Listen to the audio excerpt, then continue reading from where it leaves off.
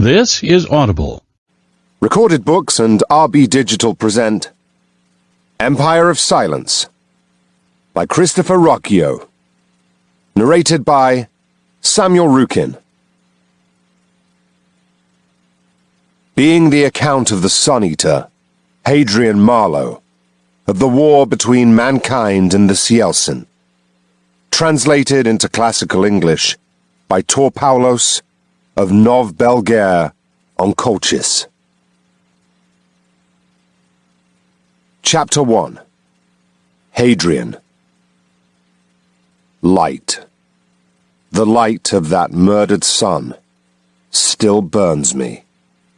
I see it through my eyelids, blazing out of history from that bloody day, hinting at fires indescribable. It's like something holy, as if it were the light of God's own heaven that burned the world and billions of lives with it. I carry that light, always, seared into the back of my mind. I make no excuses, no denials, no apologies for what I've done. I know what I am. The scholiasts might start at the beginning with our remote ancestors clawing their way out of old Earth's system in their leaking vessels, those peregrines making their voyages to new and living worlds. But no, to do so would take more volumes and ink than my hosts have left at my disposal, and even I, who has more time than any other, have not the time for that. Should I chronicle the war, then? Start with the alien Cielcin howling out of space in ships like castles of ice. You can find the war stories. Read the death counts, the statistics. No context can make you understand the cost. Cities razed, planets burned, countless billions of our people ripped from their worlds to serve as meat and slaves for those pale monsters. Families old as empires ended in light and fire. The tales are numberless, and they're not enough. The Empire has its official version, one that ends in my execution, with Hadrian Marlowe hanged for all the worlds to see. I do not doubt that this tome will do aught but collect dust in the archive where I have left it. One manuscript amongst billions at Colchis. Forgotten. Perhaps that's best. The worlds have had enough of tyrants, enough of murderers and genocides. But perhaps you will read on, tempted by the thought of reading the work of so great a monster as the one made in my image.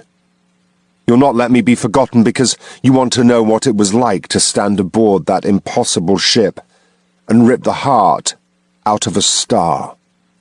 You want to feel the heat of two civilizations burning and to meet the dragon, the devil that wears the name my father gave me.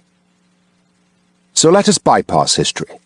Sidestep the politics and the marching tramp of empires. Forget the beginnings of mankind in the fire and ash of old Earth, and so too ignore the Cielcin rising in cold and from darkness. Those tales are recorded elsewhere in all the tongues of mankind and her subjects. Let us move to the only beginning I have a right to, my own. I was born the eldest son and heir to Hadrian Marlowe, Archon of Madois Prefecture, Butcher of Linon, and Lord of Devil's Rest. No place for a child, that palace of dark stone, but it was my home all the same, amid the Logothetes and the armoured peltasts who served my father. But father never wanted a child. He wanted an heir, someone to inherit his slice of empire and to carry on our family legacy. He named me Hadrian, an ancient name, meaningless save for the memories of those men who carried it before me. An emperor's name, fit to rule and be followed. Dangerous things, names. A kind of curse, defining us that we might live up to them, or giving us something to run away from.